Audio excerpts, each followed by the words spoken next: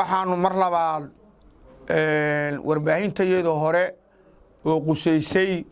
dhagarqabayaasha argagixisada ah oo haldoorkii mudug ku xasuuqay gobolka mudug codsigayowna wuxuu ku saabsan yahay dadka dhagarqabayaasha oo dadkii haldoorkii mudug laayay oo ku laaya gaalkacyo oo shaah nala cabi jiray oo annagu aanaan aqoon ciday yihiin waxay yihiin meelay ka yimaadeen markii nin reer muduga lagu diro ama nin mas-uula lagu diro gaalkacyo waxaanu oran jirnay galmudug baa naga dishay galmudug markii laga dilo nin laga dilana waxay oran jirnay buntland baa naga dishay waana laba dowladood oo heshiisa oo wada degan oo gaalkacyo wada degan oo ehela oo hadda isdhex galay oo isxurmeeya waxaa la soo ogaaday wixii waxlaynaya inaysan ahayn galmudug buntlandna aysan ahayn ay ahaayeen dad reer buntland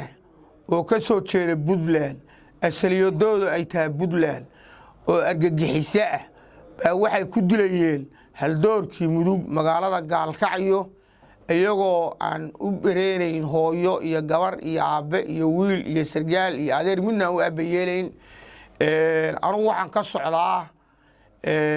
durqarnayn gaashaanla sare cabdirashiid xasan xaashi waxaa ku dilay barkhad faysal xirsi daalin magaciisa xarakada waxaa layahaa muniir isagaa dilay gacantiisuu ku dilay anigu ma qaban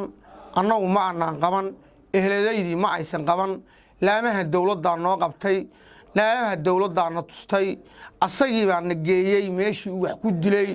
oo uu ku dilay meeshii uu ka baxay buu na tusay wixii uu gacanta ku haystay iyo sababuhu wuxuu haystay kabahaasuu u gashanayay buu noo sheegay waxaan ka codsanaynaa guddoomiyaha maxkamadda sare in xaaji aadan waxaan ka codsanaynaa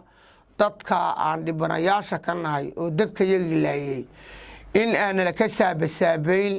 guddoomiye xalaalaan ku aragnaa guddoomiye sharaflaan ku aragnaa ilmo xaaji aadan waxaan u aragnaa dad madaxa oo wax kala yaqaan maanta waxaan kaa rabnaa guddoomiyaha maxkamadda sare ka codsanaynaa in aad mudug kala badbaadisid oo laba arrimood aad u kala badbaadisid dhagarqabaha haldoorka yagii laayay oo habba la leeyahay maalinba waxaa la qaadanayaa racfaan baa la qaadanayaa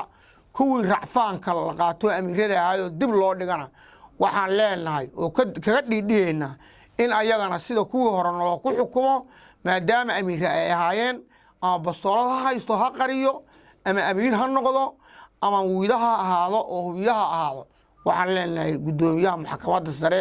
in xaajaada waxaan ka codsanaynaa codka yaga inuu aqbalo dadka dhagarqabayaashaana inuu noo soo taago wixii xaq aan ugu leenahay inuu nooga gooyo